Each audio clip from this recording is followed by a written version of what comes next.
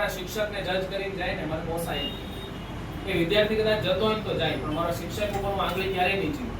કેમ કે મને ખબર છે કે કેટલો પીસાય છે ને એ કેટલો ઘરે મહેનત કરે, ગામ આખાના ટેન્શન લે નહીં. મારા વર્ગખંડમાં આવે તો મોઢું ચહેરા ઉપર હંમેશા હસી હોય છે. ટીચરની આજે વાત આવી એટલે અમે લોકો સ્કૂલમાં જે હું સવારે હતો તો એક અમારે કંઈક અંદરો અંદર વાતચીત ચાલતી હતી. તો પછી એમાં મેં વાત રજૂ કરી બધું બાળક કોઈ દિવસ જો તમે લોકો ફોર એક્ઝામ્પલ સાયન્સ ની અંદર પેલાવેલા છો, આ તો તમે 10 વર્ષથી સાયન્સ કરો એવું તો છે. 11 સાયન્સમાં આવીએ એટલે આપણે પહેલી વાર સાયન્સમાં એડમિશન લીધું કે ફિઝિક્સ, કેમેસ્ટ્રી, બાયોલોજી, મેથ્સ આપણને 10 છે એટલે ટીચરમાં ખબર નહીં. તમને ખબર હોય કે શિક્ષકને વધારે ખબર. કોને ખબર? સીધી વસ્તુ. એટલે આજે અમે સ્ટાફમાં ડિસ્કસ અને એ જે સાહેબ લોકો બધા બેસેલા, કોઈ 30 વર્ષ ભણાવેલું, કોઈ 20 વર્ષ ભણાવેલું, બધા વેલ એક્સપિરિયન્સ ફેકલ્ટી. મેં વચ્ચે વાત નીકળી કે સર એક સંસ્થાની અંદર કે મારે એવું થયું કે છોકરાઓ ઠીક છે ઘણી વખત જો શિક્ષક તમને વળે ને બેટા તો તમને એવું લાગે કે યાર આ મતલબ નહીં મજા આવતી. અને અમુક શિક્ષકો તો એવા બી પડેલા છે, મારે ભલે કેવું પડે, આજે ટીચર્સ ડેના દિવસે પણ કેવું પડે, એવા શિક્ષકો પડેલા છે કે વિદ્યાર્થીઓ સામે એટલી મીઠી મધ જેવી વાતો કરે ને અને એટલું એને 2 વર્ષ તો એવું લાગે વાહ ક્યાં વાત, આના જેવો શિક્ષક થાય, પણ ભણાવવામાં ઝીરો. પણ જે શિક્ષકો બેટા તમને ગળું પાડીને ભણાવતા હોય ને અને ખીજાય ને એકવાર એટલે તમારી આંખમાં એ શિક્ષકની વેલ્યુ ઓછી થઈ ગઈ નહીં. પણ તમને શું લાગે આ વસ્તુ યોગ્ય છે? ભાઈ શિક્ષકનું કામ શું છે? ભણાવવું કે ખાલી હસી મજાક કરાવવું? ખરેખર તો હસી મજાક ચાલો 2-5 મિનિટ આપણે 5-10% લેક્ચરનો હિસ્સો હોય છે, પણ મેક્સિમમ તો ટીચરે શું કરવાનું હોય?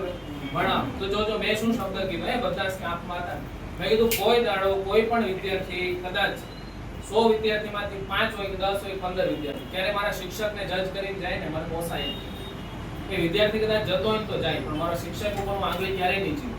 કેમ કે મને ખબર છે કે કેટલો પીસાય છે ને એ કેટલો ઘરે મહેનત કરે, ગામ આખાના ટેન્શન લે નહીં. મારા વર્ગખંડમાં આવે તો મોઢું ચહેરા ઉપર હંમેશા હસી હોય છે.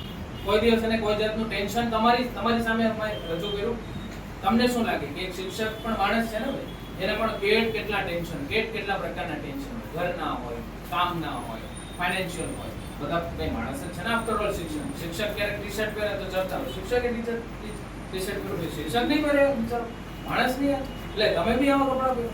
એ તો થેન્ક્સ ટુ ખુશ્બુ મેડમ કે હું આવા ટી-શર્ટ ને આ કાર્બન બધું પહેરતો થયો. બાકી એ પેલા લગભગ તે મારા જૂના વિદ્યાર્થીઓ મને કોઈ દિવસ તમે લોકો ટી-શર્ટમાં નહીં જોયો.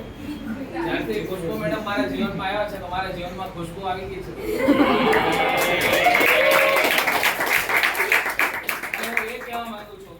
શિક્ષક પણ માણસ છે ભાઈ, એના પણ નોર્મલ જીવન હોય.